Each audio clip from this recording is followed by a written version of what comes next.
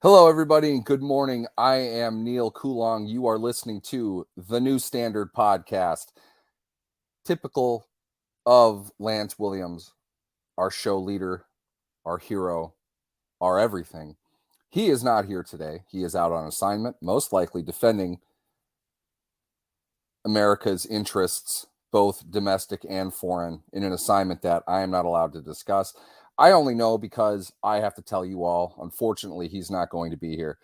This is your opportunity to exit if you don't want to listen to me. But I will say we do have a special guest coming up that is going to help guide us through the topic of the day. He is Doug Farrar, the editor and leader of Touchdown Wire for USA Today Sports Media Group, and one of the finest football minds you will find anywhere, and an excellent writer and a great guy, great guitar player too, if that's your thing. Ask Doug what music he likes to play. It's a lot of fun. Great conversations with Doug. He's a frequent guest of the program. I'm going to bring him on in a little bit. I wanted to start off by discussing a little bit of the Steelers news of the day. Today is the day, according to multiple sources, in which veteran outside linebacker, edge rusher Marcus Golden will visit with the Steelers. Golden, a savvy veteran, probably a little bit of an underachiever considering where he was drafted in his career to date, the fact he's still looking for a job. He is more or less on the Melvin Ingram recruitment circuit across the NFL right now. He unfortunately is probably not the level of Melvin Ingram, but he is the type of player the Steelers have been looking to bring in over the last couple seasons. They get the veteran edge rusher for depth behind solid starters, to put it mildly, TJ Watt and Alex Highsmith. Alex Highsmith, a player that is reporting to OTAs despite entering the final year of his contract, a guy that will certainly strike a pretty good price in free agency should he reach that. It's a good question what his long-term future is. Golden would not be brought in to replace either one of them, obviously, but this is a team that has needed depth at their outside linebacker positions in each of the last, 80 years, something like that. It's a key position on a team. It might not be a full complement of snaps kind of position, but it is one that can probably generate anywhere from $2 to $5 million a year, which was reportedly around the amount that the Steelers offered former Steelers outside linebacker Bud Dupree, who ended up opting to sign just a one-year deal with his home state in Georgia, the Atlanta Falcons. The word was the Steelers wanted to sign Dupree for 2 years. I think it's fairly obvious why. They aren't sure what's going to happen with Highsmith, and the fact that they continue to find in the secondary free agency market a need for a veteran pass rusher like they have, which is why they brought in Ingram, which is why they looked at Bud Dupree, and they'll continue to do it until they have that the depth of that position locked up. It was not a position they expressly addressed, although I would say that the move they made with Herbig, drafted in fourth or fifth round. Somebody keep me honest here. I should know that. I'm bummed I don't.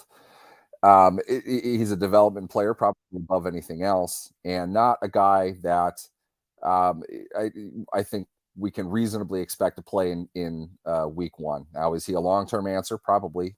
He's somebody that I would think they'd have some desire to develop and build. Pretty small guy for now.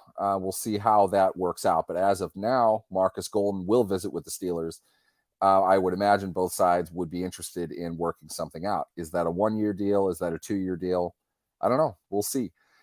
As we heard earlier this week, the NFL has brought back a rule that allows teams to dress a third emergency quarterback and not occupy a game day roster spot in doing so. I think it's clear that the Steelers had a very good sense that that's how things were going to go in the league meeting, which is why they snapped up veteran stalwart and Steelers, at least social media legend, Mason Rudolph, before that rule was formally voted on. But clearly a team that doesn't have to use a roster spot on game day to dress the third quarterback going to see the benefits of being able to do so by using a veteran during the week to help out with the logistical details of preparing a starter to play. I have often said Mitch Trubisky serves in that role, and that's why they're paying Mitch Trubisky $8 million this year. That really should be the bulk of the utilization for that sort of a role. They also have position coaches, that thing we never talk about, coaching. They handle a lot of that stuff. But another set of eyes for, I would assume, the veteran minimum, which new NFL rules implemented this year that change the old veteran exception rules on the salary cap, mean a team can give a player a signing bonus that will not count against the cap. So Mason Rudolph probably counts somewhere around the $750,000 minimum that he likely got on likely a one-year deal with the Steelers. So Rudolph is back. He will actually dress this year, which he did not last year. Not much anyway. And will continue to help out doing the things that a third string quarterback would do, barring injury, of course. If there is an injury, naturally, you'd think he'd be the backup. So very good. Shout out to everybody again. Thank you for joining. I am Neil Coulong. I am the solo host of today's show on the New Standard Podcast. Lance Williams is out on international assignment, and if I told you what he was doing, I would have to kill you. So we're not going to do that. But what we are going to do is add longtime friend of the program, Touchdown Wire's Doug Farrar. Again, one of the best writers you will find in this space, one of the most knowledgeable football historians, as well as current tactics, strategy. What I totally biffed all that crap. I totally biffed that. Sorry. All that nerdy crap. I asked Doug to join us today because, and this is the topic of today's The New Standard Podcast, we want to dive into all things press coverage. This is something I feel, and the Steelers have not confirmed this and probably won't flat out say it. It is a technique in which the Steelers have not delved recently. It's not a strategy that they have used. They haven't drafted players looking to implement that sort of strategy. Everything I see right now from what the Steelers have done this offseason strongly suggests that's what they are planning to play within their secondary. Now, coverage-wise, nothing you do is ever going to be 100% all the time. They're going to mix things up. The reality is, though, selecting Joey Porter in the second round with a first-round pick is a move toward utilizing press coverage. Seventh-round pick, what is his first name? Trice. Corey Trice Jr. Corey. God, I keep forgetting that. I keep They're going both with juniors. Obi Trice. They're both juniors, by the way. Yes. As Lance is pointing out, we stupidly got into, and I'm going to admit this to you, Doug, as you are my superior and I need to be admonished for such things. There are parts of Corey Trice I can't help but see similar pathway for what Richard Sherman took as far as the NFL goes. Sure. A player that, and I'm talking 10,000 foot level. I'm not talking specifics. Trice is a better athlete. Trice is a lot bigger. Trice obviously didn't have the same type of tape as Sherman did, even as a cornerback. The fact that he went in the fifth round versus the seventh says something. Trice played safety for a bit as well. That's not something Sherman did. But I'm talking about one, arm length. They are freakishly long-armed cornerbacks, which you could see without a whole lot of need for evidence, the value of that within a press coverage scheme. And they're players that probably need a little bit of seasoning, but are going to be looked at least in my vantage point, they're going to be looked at for contributions early in their career, ready or not. They're going to put them out there. You wrote a great piece going over Corey Trice and the Steelers' decision to draft him. What do you see when you watch him on film? Well, it's interesting you mentioned that the Steelers haven't said they want to do this. After they took Porter, Terrell Austin, the DC, said one of the things we always look to do is look at guys and how they play in press, because we're going to play man, but we are going to also play some zone. And we are also asking these guys to tackle some big backs in our division. Porter has the ability to do all those things. When you start looking at skill sets, I felt really comfortable with what he brought to the table for us, and we were good there. When Porter was in press coverage last season for Penn State, he allowed 5 catches on 13 targets in press for 63 yards. There's an in-cut against Marvin Harrison Jr. where Marvin Harrison caught the pass, but it was not easy because Porter was just all over him. It's a battle. And Trice had 7 press reps last year for Purdue. They should triple that at least, where he was targeted. And the only reception was an interception in the end zone against Syracuse. So they are going all in on this. And when you look at what the Steelers did Cam Sutton had some good press reps. They were not they played a lot of man, but they didn't play a lot of press man. Exactly. And in today's NFL, it's so much quick game. It's so much 0 to 3 step. You're not always going to have time to get to the quarterback to even disrupt him, much less sack him. If you can't play press, and it can be press zone or press man. You go back to the Legion of Boom. You mentioned Sherman. Sherman was playing press and cover 3 all day long. So you can play press zone too. It's not just man. But if you can't press a receiver, if you can't disrupt that route, if you can't force the quarterback to get to his third step, and now, oh crap, I got a hitch because the guy's not where he should be because this, huge pterodactyl guy just took him somewhere that I didn't want him to go. And the receiver, you have to be able to disrupt the route at the line of scrimmage because I would say that's 30 to 40% of your, more and more these days because it's so much quick game. Coverage equates to pressure, and press coverage specifically equates to pressure. If you can't do that, you're going to give up a lot of short underneath stuff, and people are just going to, it's death by 1,000 paper cuts, and you're going to die. Your defense is not going to work. So to have these 2 press guys, Porter, I think he was my CB2. Well, yeah, it was Devin Witherspoon, Christian Gonzalez, then Porter. Trice, I thought, had about 4th to 5th round tape. I mean, he's a good press. He's not as, agile and, following through the route and all that. But I think without the injury history, he probably would have gone, high 3rd day instead of 7th. So that's a bargain. But clearly the Steelers are telling you exactly what they want their defensive DNA to be as far as just big, nasty, aggressive guys who are going to get up in your freaking face and go for it. So that's, they said with their words, Terrell Austin did, and with their actions, and Tomlin said it too, he's Joey Porter's kid and he played high school ball with Dino Tomlin and all that. That's a nice story. The reason they took Joey Porter that early is because this is the kind of quarterback they want, and they recognize, probably because they play so much quick game themselves to a lesser, that's a whole different podcast. But they understand the effect of press coverage against the modern passing game. And again, if you don't have some level of press, and really outside of Cam Sutton, I don't think they had anyone who did it very well last year. So they know exactly what they need to do. And they went aggressively after these guys to do this thing. You know who didn't do it well? Akella Witherspoon. Right. Arthur Mollett.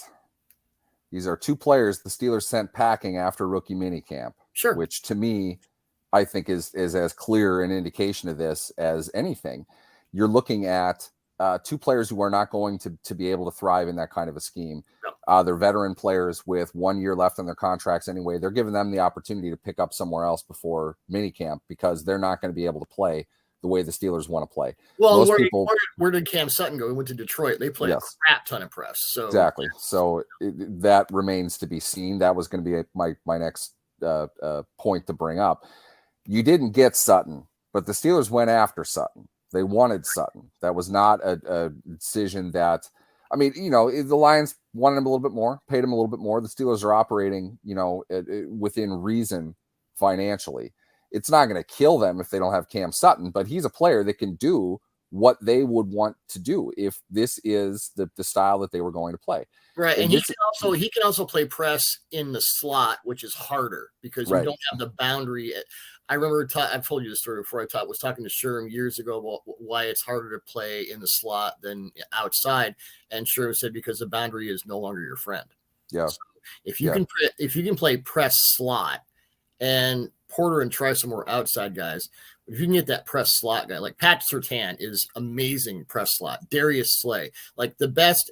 Diamador Lenoir, the guy for the 49ers, who is still with the 49ers, really underrated. Really, if you can play press all over the field, that just adds a different characteristic. So I think if they had kept Sutton, maybe he was their press slot guy. And again, that's really tough to do because now you got 2- and 3-way goes. You got these smaller guys, and if you don't get your hands on them, it then if you're a bigger corner, it becomes mystery meat because now you got to follow this little quick guy all over the place. So that's not always easy.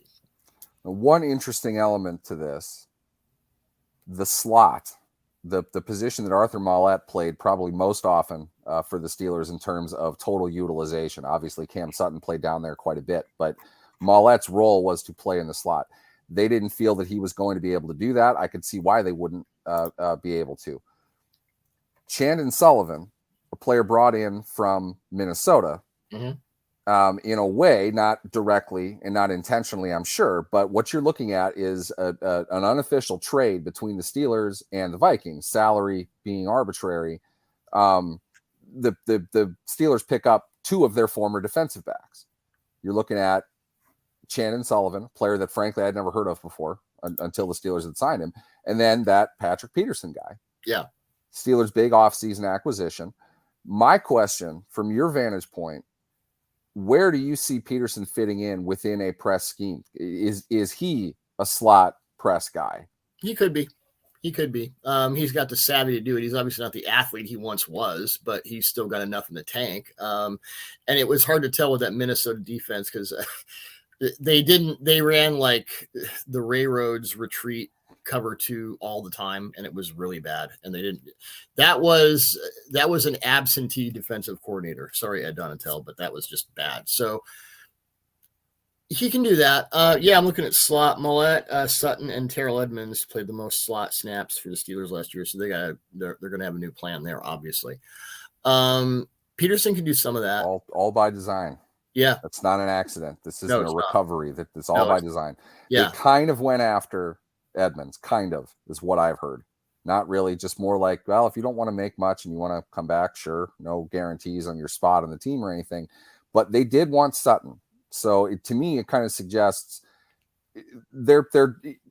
I said all offseason, they're probably going to draft 2 cornerbacks because they don't have any beyond this season. They are going to need to bring in bodies, guys that at least are signed next year.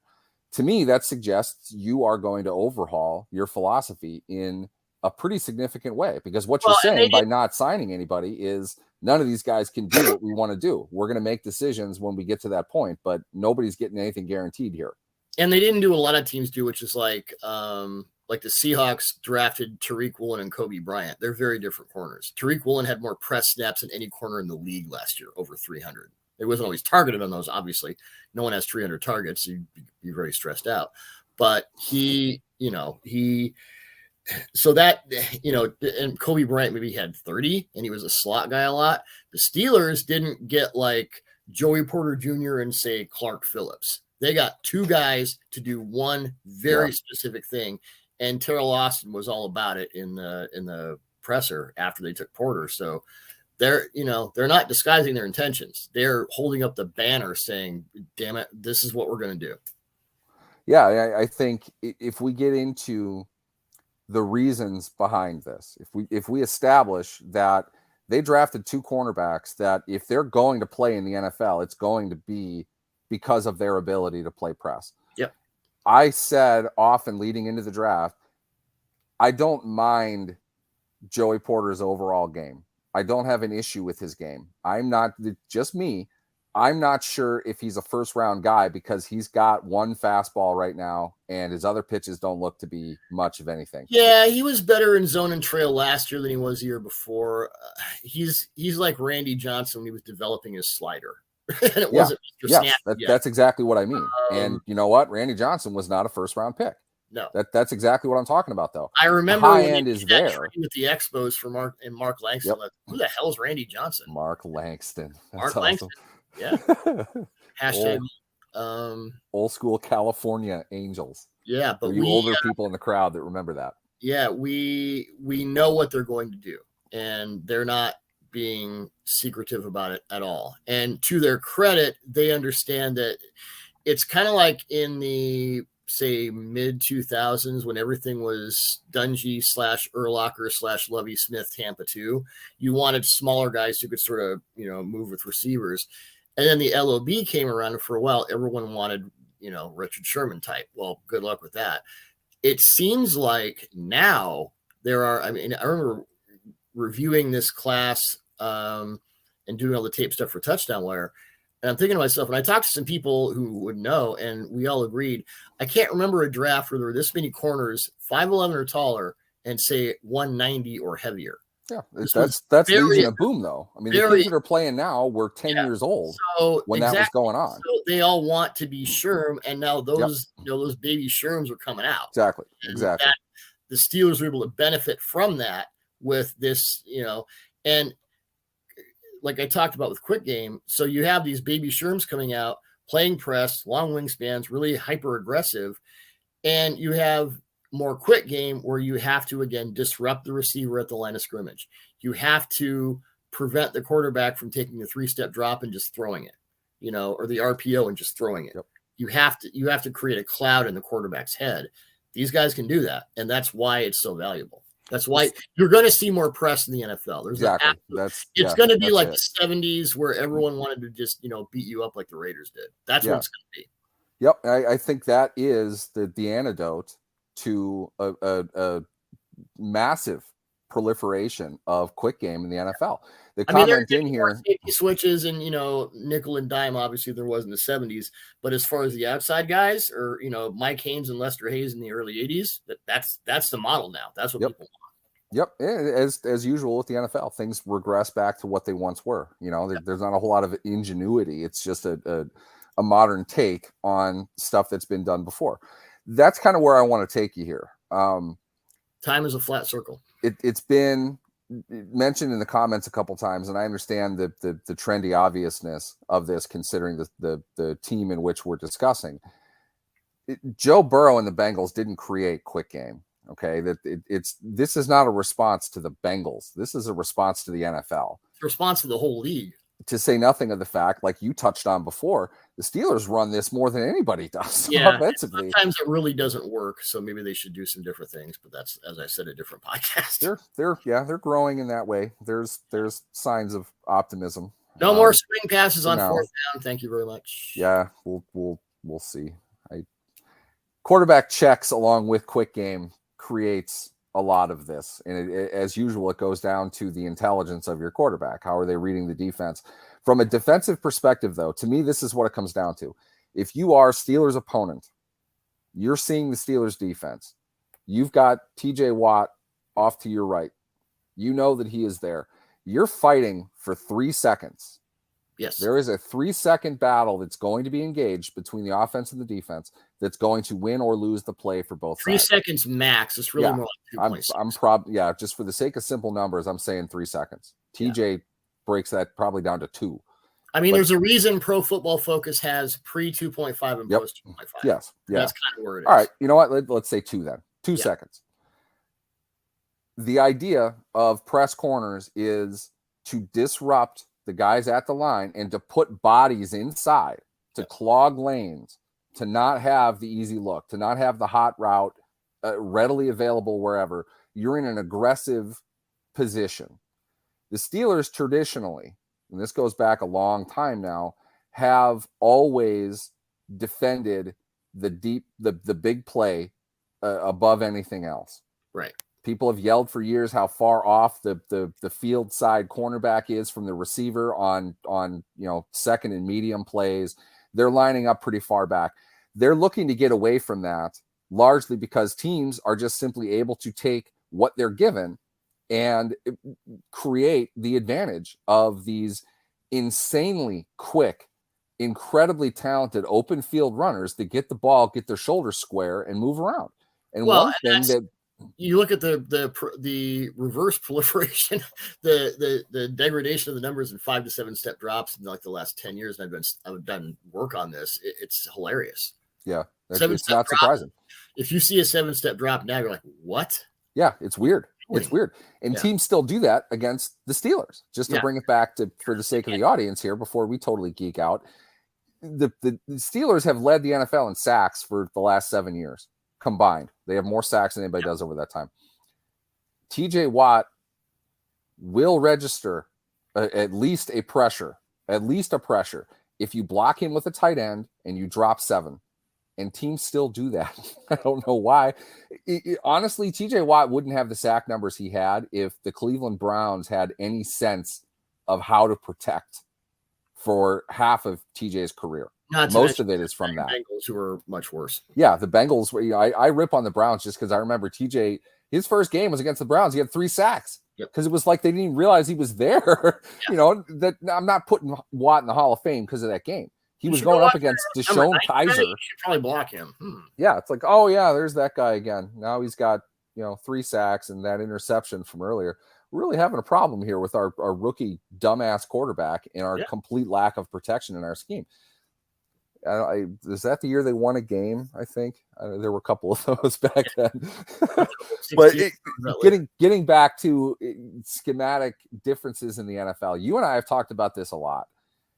I'm not suggesting this is what started quick game, but to me, I see a transcendent moment in the NFL when Aaron Rodgers got hurt. I think he got hurt twice in the 2010 season. Mm-hmm. It knocked the Packers back quite a bit. Obviously, a very talented team, very opportunistic defense. They made plays on the ball defensively. They were good at that. Offensively, they got screwed because they didn't have their quarterback, but because their coach was killing their quarterback at the same time. You and I have talked about this. I remember distinctly the beginning of Rodgers' career. Don't give me I know. I'm taking you down the runway. You're on camera. There's no way I'm avoiding McCarthyism. Let's call it that from now on. Too much of that anyway right now. Rodgers dropped 5 to 7 every damn snap. And he was getting killed. Yep. What they did after he came back from, I believe it was his second injury that season where he missed at least a game. What they did was, instead of retreating backwards like he's a quarterback in the 60s, they had him drop 3, make a look. And if it wasn't there, he escaped to the side. Yeah. And he was mobile. He could get to the side away from your A-gap pressure and then bow out a little bit away from the edge. So he just tilted the field to a point where now he's throwing down the angles. I remember when I was at Sports Illustrated writing a piece in 2015 on what was then called package plays. And it was really the sort of elemental RPO. Packers were running RPO concepts in the early 2010s. So before a lot of people, and it couldn't have been McCarthy who figured that out. It had to be someone else. Somebody told him. I refuse to acknowledge this. It's Joe Philbin. Which is hilarious. Recently hired by Ohio State. I haven't heard Joe Philbin's name in a long time. I would take that over McCarthy. Anyway. And then that proliferation, to use the word correctly now, of RPO concepts. I remember talking to Frank Reich when he was the Eagles OC when they the Super Bowl media week when they beat the Patriots, and he was starting to talk about the second and third level RPOs, and that was how I finished my book because I had just talked to him about it when I was at Bleacher. So it's not just it's like everything in the deep passing game evolves from the quick game. It's like but the quick game now is the epicenter of your passing game. It's kind of the epicenter of your offense. Yeah, exactly. I was going to say their run game worked so well because it was all based off quick, and so their run game was based off their passing game. Their quarterback was their entire system. So the collegification of the NFL that has a lot to do with it too. These guys, they've never been in a huddle. They look over and see Donald Duck and the number 6. Oh, that's the play. They don't huddle. They're not under center. Right. They're taking audibles. They're not reading a defense. Right. So quick game is the whole point. So, and everything rolls off of that. So what do you have to do? Go get as many of those baby sherms as possible, which the Steelers are doing. So that's that's how you kind of wrap the whole thing up. Full circle. This is why I wanted to have you on the show. I knew that this is where it would go. It's as clear as day, and every move they're doing speaks to it. And in many ways, it is the antidote. I'm not saying that it's going to work. I'm saying that the Steelers, Trice might get a decent amount of snaps. Well, it's going to work better than playing guys 8 yards off. Yeah, I mean, you can't. There are plenty of reasons to worry about deep passing, but the bottom line is they're just going to bleed you in the middle, and it's not the Dick LeBeau style defense anymore. Tackle the catch, make them complete 11 passes down the field, because eventually you're going to hit their quarterback. Quarterbacks are just getting rid of the ball. They're not dropping. Even like the most prolific deep passers in the, like Josh Allen, I think, had 104 attempts of over 20 air yards or more. Well, he had over 600 passing attempts. Yeah, exactly. 1 out of every 6 passes at most is a deep pass. And that is by statistical measurement a high amount. If that's what you're worrying about the most, you've got this thing backwards. Right. That's what I'm saying. The Steelers have caught up to that and are making what I feel anyway is a radical change from what they've done in the past. Right. And they have run man. You know, to clarify, you said this before. I have this in my notes as well. I want to make sure people are aware of that. They have not played a zone concept fully in a long time. They're playing man. It's just not press. Only 6 teams had more snaps in man coverage last season. Yeah, the Steelers play a ton of man. And but yes, that's the reason. Man isn't always press, and press isn't always man. Right. Press is a different thing. Exactly. It depends on where your zone is. If you're playing, if anybody out there that played linebacker in a more rudimentary defense, you know, if you get spread out, there's a tight end that's on you, you're chucking him at the line and you're dropping. You're playing hook to curl. That's more or less what they're doing, right, just with a wider zone of coverage. Yep. You're going to see the Steelers press and be more aggressive at the line of scrimmage. And in a way, I feel anyway, the emphasis of their defense, which has been largely on their outside linebackers and certainly their pass rush, their A-gap penetration, certainly from their inside linebackers, their emphasis is going to be more on their corners, which, if we want to call them corners anymore, the 3 guys that are covering the receivers at or around the line of scrimmage, which is your outside corners and your slot. No, they're corners. I mean, you can do a lot of different things with your corners, and maybe your safety is your like overhang slot guy. That's another point. What are we defining as a slot corner anymore? Why can't it be a safety? It's like I say interior defensive lineman, because no one lines up in the same gap twice in a game. The technique is not, I will say, anymore. If a guy's playing outside and he's got a number in his 20s, he's a cornerback, you know, or in his whatevers. I say slot defender because it could be anything. Yeah, exactly. It's the receiver who is inside the last guy on the line. Well, that's really what it comes down to. Receivers. Yeah, or you got 2 of them. Steelers ran bunch with Antonio Brown all the time. They're 3-by-1 nightmare stuff. You have your outside and your inside slot guy. Mm-hmm. And good luck with that, because it's like, so then it has to be a safety. T. Higgins and Tyler Boyd, you better have some guys who can press. Yep. You better have some guys you have to, pardon the language, but you have to fuck that up at the line of scrimmage. You can't let those guys release. Impact those routes immediately off the line. You can't be sitting there waiting for something to happen, because by then it's already happened and you're screwed. Another point that I want to make along with all of this is bodies getting in the way is pro defense. Bodies being cleared out is pro offense. Yes. Let's not consider this like a video game in which certain patterns just happen to emerge. Chaos is dudes on the ground. Chaos is people just getting in the way of things. How many tip passes do we see last year from Watt and Hayward combined? Sure. A bunch. And it's because they're not necessarily rushing the passer. They are playing, in essence, a quick game pass rush. Right. They're seeing off the line what's coming. Yeah, that's a Watt family trait, right? Right, exactly. They're reading what's going on. And TJ Watt knows if he's only dropping 3, even I probably can't get past this ginormous tackle who's already set in his stance, because he's jumping to that point immediately.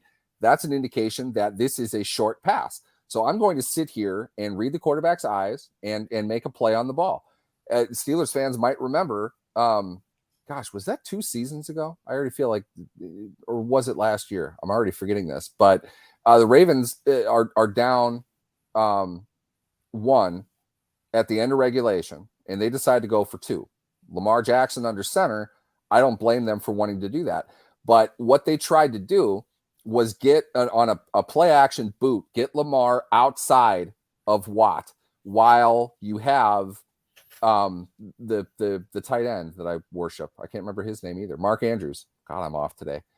Have him slip behind Watt. In other words, do you want the play was designed to force Watt to either drop to stop that lane and give up the outside to Jackson, or take advantage of Watt rushing straight at Jackson where Jackson could just flip a pass really quick.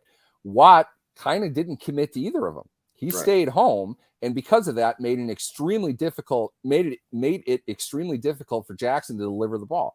These are all kinds of the same things that I feel the Steelers defense is trying to do philosophically, not physically, because obviously can you vamp for 1 minute? I got a wife thing to deal with. Okay. I'm back in 60 seconds. No worries. I can ramble all day. Not a big deal. I want to thank Luke Easterling for giving us the comment of the day so far. Other Steelers news that I did not mention at the top of the segment. Artie Burns signed a 1-year contract extension with the Seattle Seahawks. Apparently he is still playing there. I believe he is a special teams guy, but since we're on the topic of cornerbacks, Burns is probably the least popular Steelers first-round draft pick in team history, which is funny to me because in my opinion, Jarvis Jones was far more detrimental than Burns. Burns was a throwaway. Burns was the 25th pick because the guy they wanted went 24.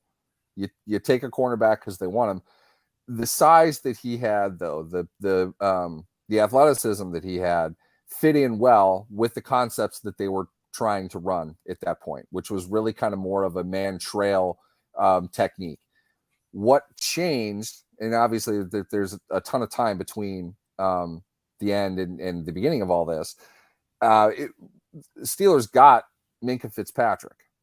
The value of having that deep center fielder can bail you out of situations. I think that is what the Steelers will probably do more of this season. They'll have him dropping back a bit more. He has been attacking up front a bit more. With press coverage, having that safety valve on the back end to make plays on the ball deep down outside the numbers, those are good things. But that's when your press corners are most vulnerable. If the guy can get off the jam and get outside, that's a winnable throw for the quarterback. But when you have Minkah Fitzpatrick out there, probably the best ball hawk in the NFL, the Steelers are setting up a philosophy that counters what the NFL is doing top to bottom, what their personnel can do in some elements. Okay, great pass rush, legendary pass rushers. Cam Hayward from his position, TJ Watt. These are Hall of Fame level players. They're going to get to the quarterback if the quarterback has the ball after 2.5 seconds. Quick game is designed to eliminate a pass rush. You just need to have your receivers open, and it's much more dependent upon scheme. Now, getting to the point that I was making as far as chaos is concerned, when you have chaos at the line of scrimmage, you have bodies around everywhere, it's hard to complete a pass. It's hard to see where to go. Guys aren't open if a guy is right there. It's not necessarily pretty. It's just creating bodies in space, guys that get in the way of everything. That's very pro defense. The Steelers have the personnel to do this with the exception of their cornerbacks. Now they drafted the cornerbacks. We will see how Porter does. I've said this 3 shows in a row right now. I really don't want to express ridiculous optimism in regards to Trice, but there's a lot to like in the scheme that we are discussing. The specific nature of what we are saying they're going to play, there's a lot to like about him. That might be the only thing that he can do, but I think he can do that pretty well. I mean, he needs some work, but I think his value as a draft pick dropped more out of the fact that that's not exclusively what he did, and he's built to do that. They thought that he was a safety for some reason. I feel like he can play outside in a press coverage scheme in the NFL, and that's why they drafted him. But they got him in the 7th round. That's why it just seems kind of weird. We'll see what else they do. I don't think they're done with making moves either. There are veterans out there that they could sign that fit philosophically with what they're trying to do. How they're going to deploy Patrick Peterson, I think, is something to watch. I've heard conflicting stuff as far as what people are saying about his ability to play inside. He can play trail. Not to say that they're never going to play that again. He's probably not, going to be at his best as a press corner anymore, but maybe you could play him inside for what they're trying to do. Put him around the line of scrimmage, let him follow the ball. It might be a valuable signing just as a weapon, more so than a base component of whatever they're doing defensively. Just to bust in, you can't base anything off the Vikings defense last year because schematically it was an absolute ass grab. I mean, physically though, he didn't look great taking guys across, and it's guys like my age. I mean, he can't really turn and cross. He's not going to be able to cross step and accelerate with a slot receiver on a slant. Yeah.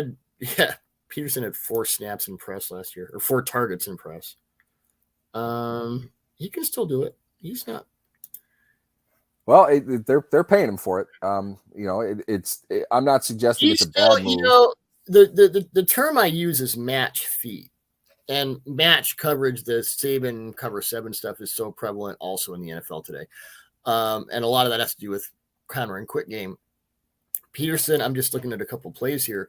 He's still got pretty good match feet, which is where you go, I go, and my feet lead the way. I think he still has a surprising amount of that for his, tenure. Let's put it that way.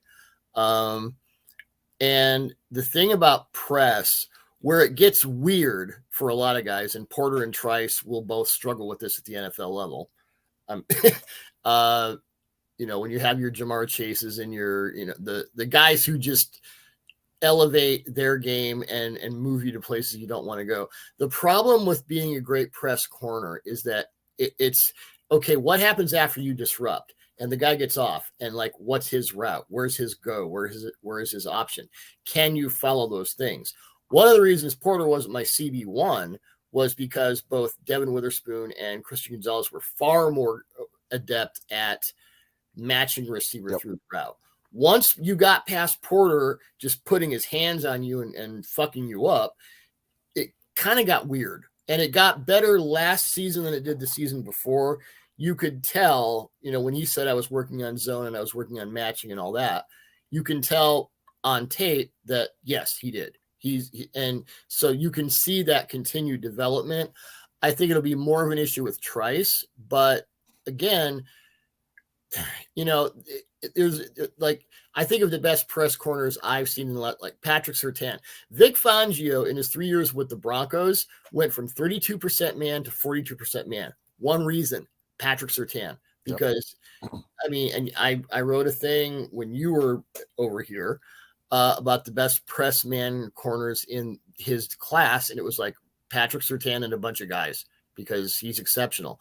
To get a Darius Slay, a Lenoir from San Francisco, who really, I'm thinking I have to write a press man corner listicle. It's what makes you special. I think Slay and Surtain are probably the best press man corners in the NFL right now. It's because they can go from oppressive, just stalking you at the line to match feet. It's like, then you've got everything. Then you've got everything in a defender that is needed to counter quick game. Devin Witherspoon has this.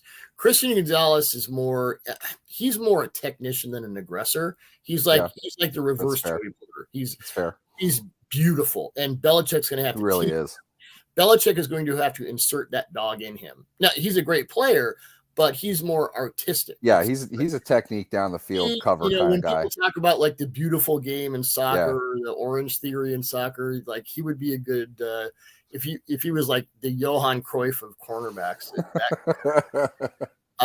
Tweet that one. That's a great line. Whereas Porter is just, I'm gonna fuck you up. And but once you get past me is where it gets strange. Yeah. So, and Tomlin, not a lot of better DB coaches, not a lot of people in Terrell Austin. They've got the staff to do it, but you're going to see some ugly reps.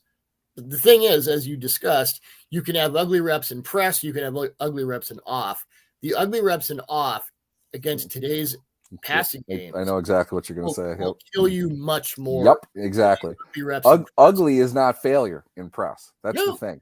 No, ugly is chaos. That's what I'm talking about. You're asking a cornerback to do so much, from aggression to dancing. You're basically beating someone up and then dancing with them. It's kind of weird. This is why they did not draft Christian Gonzalez. That's Absolutely. It dawned. I really wanted him. If he had been there when if he and Porter had been there on the board start of the second day, I would bet my ass that they would have taken Porter anyway. Yeah, to be honest with you, and Gonzalez is a great player. Oh my God, he's so good. Yeah. Oh yeah, he's going to be really good. It's just it's not going to be the way that they was want. able to trade down to get him. Yeah, there are reasons for that, and they're not deal. And they're not technical. They're aggressive. He's not necessarily that guy. He's a different guy. If this was like 2010, he might have been the first overall pick. Yeah, exactly. Because then you needed those. It's not today's defense. It's yesterday's defense that he is really good at. And I'm not trying to trivialize him at all. I just overall he has every bit of the technique to be a press corner. He's got the wingspan. He's got the length. He's good. But his family is a track background. Yeah, he's like my side. He's not. You need more of Frazier than an Ali. You need a dog. Yeah, I think that's, to your point. This is what has warmed me up about Porter. That dog mentality. That he's got several. We're gonna play ugly. He's got just gonna beat the shit out of you up front. He and Trice both have a whole freaking pack of dogs in them, and that's why I'm excited about this. That's exactly why I wanted to bring you on. Yeah, they have made as empirical a statement as they possibly can about what kind of defense they want to play, and they're gonna be mean. Yeah, you know, I don't. It's weird to say, but honestly, it's like I think Trice is going to be out there a lot. Yes, and I think that's why they cut Witherspoon. They wanted to get Trice in person to see, and they signed off on it, saying, "Look, this is what we want to do." There's not much he needs to do except beat the shit out of the guy within 5 yards, and we'll take the dirt that comes with that because we've got the best. To equate it to soccer again, we've got the best sweeper on the back end of the game. Yes. We're just going to have him not play up front so much, as it was pointed out in the comments too, not lead our team in tackles. And we'll put run defenders at the inside linebacker spots instead of the A-gap bombers that we've had playing that position for however long. That's what they got. And another reason, there. Another thing, when the more press leads to more too high. Because unless you have a Minka, and not many people do, where he can range all the way from post to this sideline or that sideline and just eat it up. Not a lot of Minkas in this league. So you have to double your efforts in the back. Yep. I agree completely. And that's, like if you're playing a ton of 2-man, which I could see the Steelers doing, you have to rush with 4 because you got 7 defenders in the back. That's just math. So, can they rush with 4? Yes, they can. They can, and they will. And it's something that has probably that would probably indicate, for what we can see in the most conventional way to describe it, the largest departure in defensive strategy that they have had since Mean Joe retired. Yeah, I don't think that's even all that bold of a statement. This is more Mel Blunt dropping Cliff Branch on his head.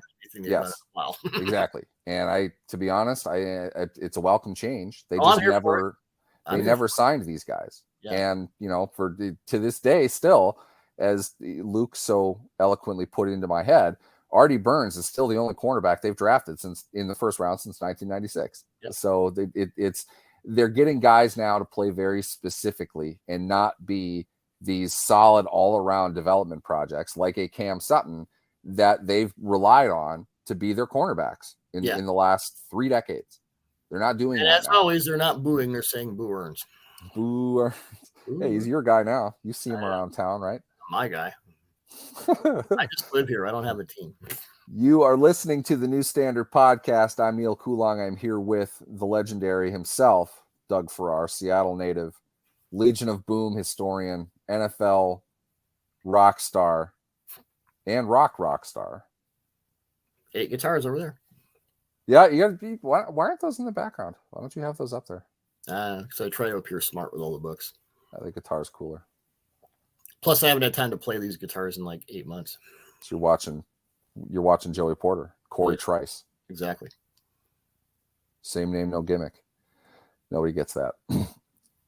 Anyway, I appreciate you coming on today, Doug. Just to go over it once again, in case you are starting at the back end of the broadcast, Doug Farrar was our guest today. We were talking about the Steelers and their launch into press coverage, modernizing their defense to go up against today's quick game based offense. Quick game is something the Steelers run at a prolific rate anyway. To have a defense to match up against that, against teams that run a good chunk of it within their division, A+, and this really caps off, in my opinion anyway, and they're not done yet either, one of the best, I hate to say best, but just the smartest offseason the Steelers have had in a long time. And I'm not saying that they've always been dumb, but they moved with purpose and they scored in many ways with everything that they did. We talked about the defense today.